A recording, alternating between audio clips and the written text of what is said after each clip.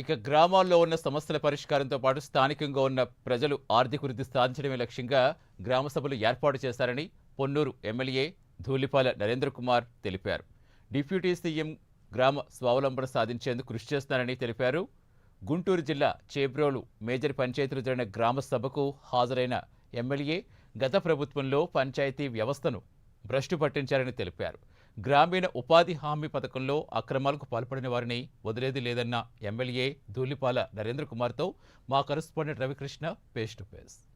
ఇదే లక్ష్యంగా కూడా ఎన్డీఏ కూటమి అధికారంలోకి వచ్చిన తర్వాత మొట్టమొదటిసారి గ్రామ సభలు నిర్వహిస్తూ ఉన్నారు. ఏదైతే గత ప్రభుత్వంలో అయితే మాత్రం గ్రామాలకు సంబంధించి పూర్తి స్థాయిలో కూడా నిర్వీర్యం చేశారని చెప్పి తెలియజేసిన పరిస్థితి. ఈ నేపథ్యంలో ప్రజెంట్ ఈ రోజు నుంచి కూడా దరిదాపు 13,322 గ్రామాలు ఏవైతే ఉన్నాయో వాటిల్లో గ్రామ సభలు నిర్వహిస్తున్నారు. మనమైతే ప్రజెంట్ చేబ్రోలులో ఉన్నాము. ఇక్కడ స్థానిక ఎమ్మెల్యే అయినటువంటి ధూళిపాల నరేంద్ర కుమార్ గారు ఉన్నారు. ఆయన అడిగి తెలుసుకున్నాం. సార్ చెప్పండి, ఇప్పుడు ఈ గ్రామ సభలు నిర్వహించడం వల్ల సమస్యలు ఏ విధంగా పరిష్కారం అవుతాయి?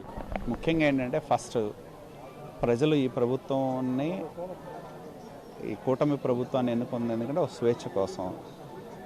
గత 5 సంవత్సరాలు ఇప్పుడు గ్రామ సభ కానీ ప్రజల నుంచి సమస్యలు అడగటం కానీ జరగల. మొట్టమొదటిసారి రాష్ట్ర వ్యాప్తంగా డిప్యూటీ ఉప ముఖ్యమంత్రి పవన్ కళ్యాణ్ గారి యొక్క నేతృత్వంలో రాష్ట్ర వ్యాప్తంగా గ్రామ సభలు జరుగుతూ ఉన్నాయి మంత్రిగా.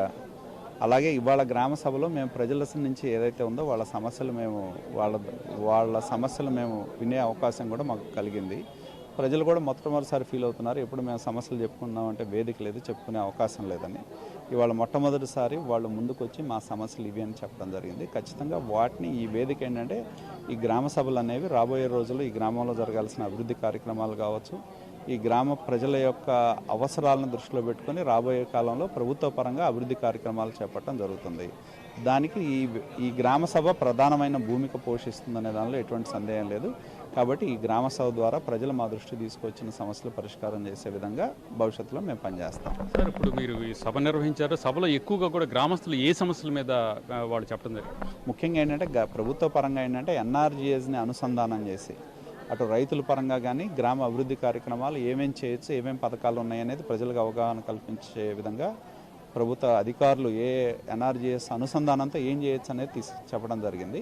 కాబట్టి ఎన్ఆర్జీఎస్ అనేది ఇవాళ వివిధ డిపార్ట్మెంట్ల దగ్గర ఉన్న నిధులను అనుసంధానం చేసుకుని పలు కార్యక్రమాలు, అటు హార్టికల్చర్ కానివ్వండి, విలేజ్ డెవలప్మెంట్ కావచ్చు, లేకపోతే ఉపాధి 100 రోజుల పని పథకం కానీ రకరకాల పనులు మనం అనుసంధానం చేయడానికి ఆస్కారం ఉంది. కాబట్టి వాటిలో ఎవరైతే ప్రతి ఒక్కరికి పని కల్పించే విధంగా ఇవాళ ఈ కార్యక్రమాన్ని నిర్వహించారు. ఇప్పుడు కొన్ని ఎన్ఆర్జీఎస్ అమల్లో కొన్ని సమస్యలు మా దృష్టికి తీసుకొచ్చారు. వాటిని పరిష్కారం చేసే విధంగా మరి మేము పనిచేయడం జరుగుతుంది.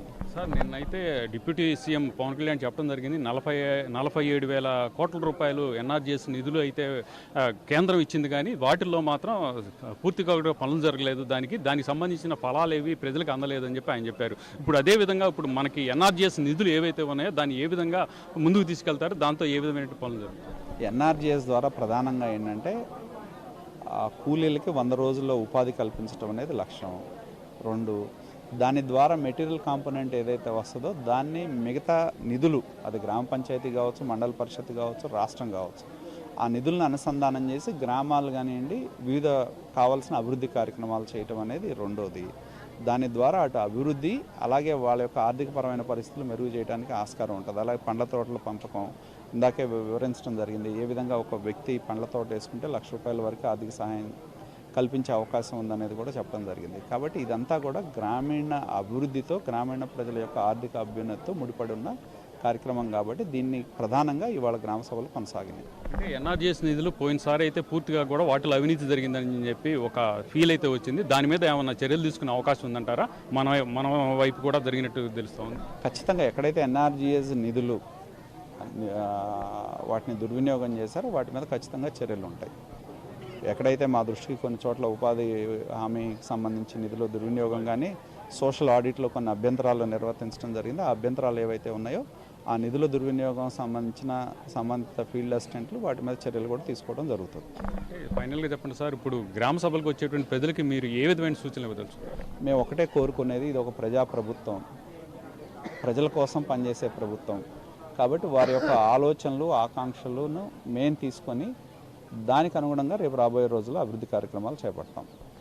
అంటే ఏదైతే ప్రజెంట్ గ్రామ సభలు ఏవైతే ఉన్నాయో ఆ గ్రామకు సంబంధించి ప్రధానంగా కూడా ఇక్కడ ఉన్నటువంటి సమస్యలు, గ్రామానికి సంబంధించిన సమస్యలు ఏవైతే ఉన్నాయో ఆ సమస్యలన్నింటినీ కూడా పరిష్కరించే దిశగా కూడా ఈ గ్రామ సభలు జరుగుతున్నాయని చెప్పి ఆయన తెలియజేశారు. అదేవిధంగా కూడా ప్రజలు చెప్పేటువంటి ఎన్ఆర్జీఎస్ నిధులకు సంబంధించిన అంశాలు ఏవైతే ఉన్నాయో వాటిల్లో కూడా అవి సత్ఫలితాలు ఇచ్చే విధంగా కూడా చర్యలు తీసుకుంటామని చెప్పి ఆయన అయితే తెలియజేసిన పరిస్థితి ఉంది. కెమెరా పర్సన్ ఉదయ్ కుమార్తో రవికృష్ణ, ప్రైమ్ 9 న్యూస్, చేబ్రోల్ నుంచి.